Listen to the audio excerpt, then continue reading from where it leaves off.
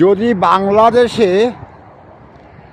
রাজাকাররা ইসলাম প্রচার করতে পারে, ইসলামিক দল হিসাবে ঘোষণা করতে পারে, তাহলে নমরুদ আর ফেরাউন কি অন্যায় করছে? আমার প্রশ্ন, যদি বাংলাদেশে রাজাকাররা আজকে ইসলামিক দল হিসাবে ঘোষণা করতে পারে এবং তারা ইসলামিক দল হিসাবে প্রচার করতে পারে, তাহলে নমরুদ আর ফেরাউন কি অন্যায় করছে?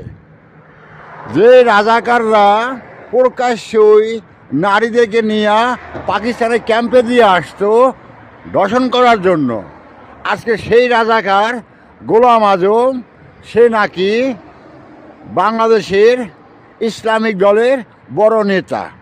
ধিক্কার জানাই যারা আজকে রাজাকারদেরকে ইসলামিক দলের বড় নেতা মনে করো।